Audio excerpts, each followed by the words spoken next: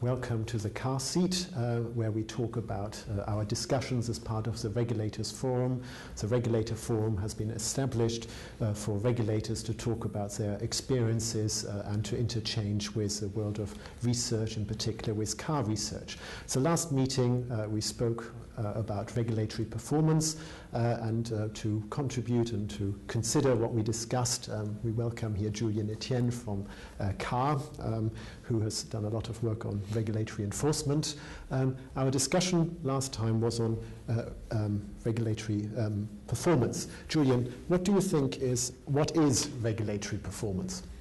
Regulatory performance can refer to both things, really. We're talking on the one hand about the efficiency of regulatory organization, how it's managed, whether it's managing to recruit the right people, keep the right competences, but we're also talking about whether it's being efficient in the way it delivers its mandate, which is implementing regulation and achieving regulatory goals.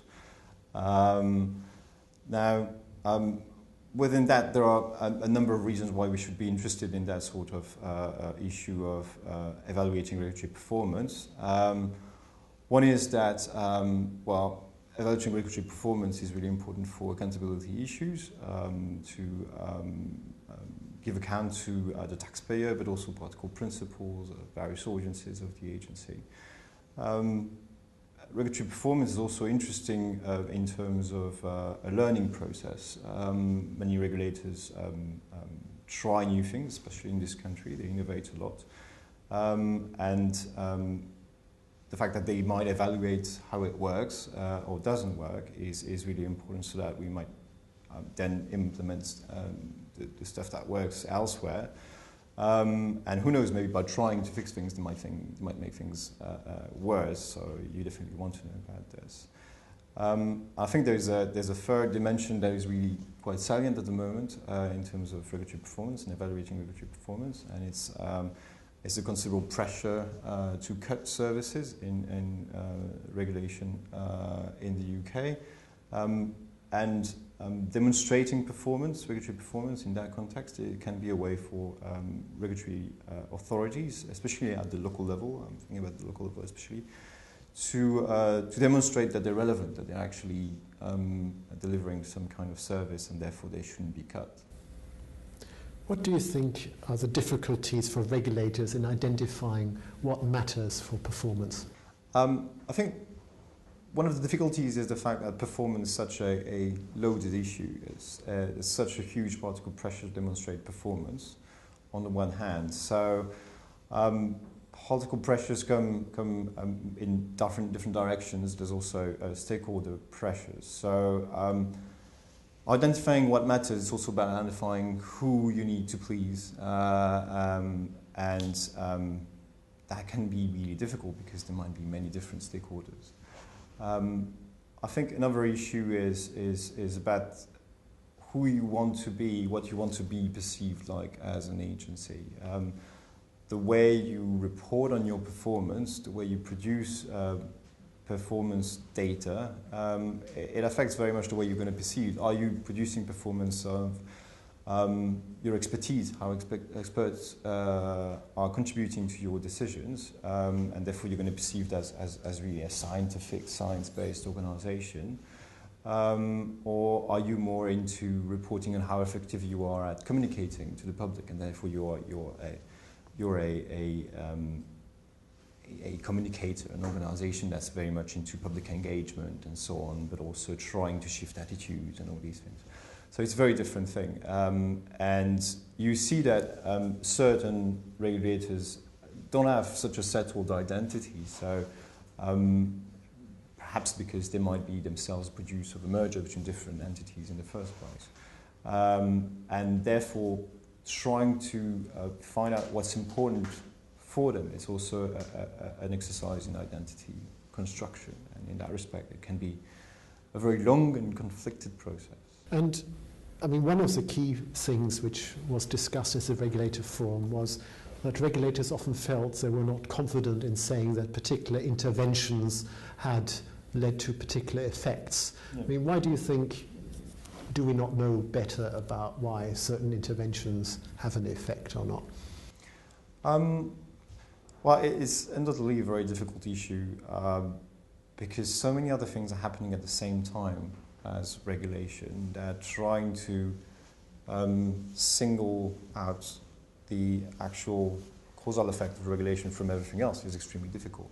In the food safety domain, for instance, the key indicator for performance is number of occurrences of food poisoning. Of course, the agencies that are responsible for food safety have a way to influence that by regulating restaurants, but also the whole food processing, food production industry. But a lot of the things that might cause food poisoning happens also in the home. So, and the agency can't really go in your home to check that your fridge has the right temperature, or you're separating your raw, uncooked food from the cooked ones.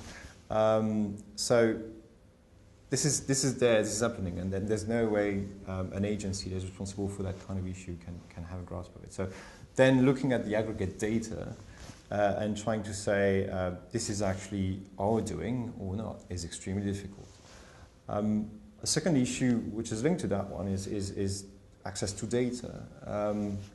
It's very, very difficult for regulators to collect information in general about the entities, individuals and companies they regulate.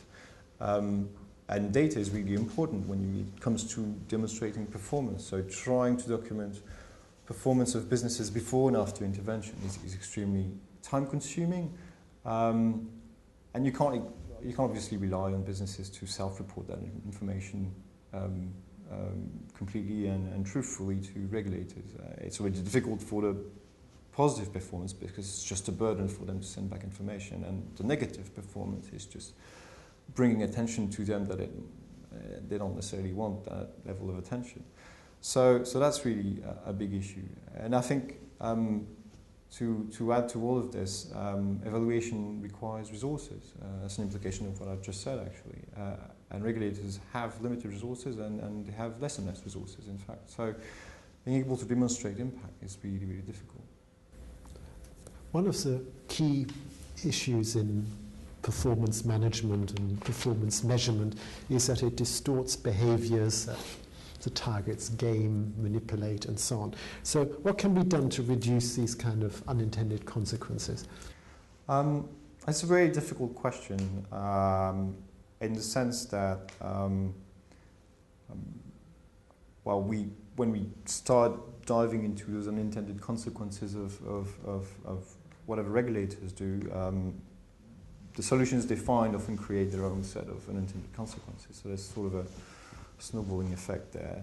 Nonetheless, I think if regulators were perhaps looking more often at issues that have arisen in the past from those attempts, they might be able to better prevent them. And I think when you think about how regulators undertake evidence reviews, for instance, it's remarkable that those evidence reviews, which are really a tool for them to help them decide how to implement regulation and so on, tend to focus very much on what works and what doesn't work. It doesn't look necessarily at what worked in a way that was completely unexpected.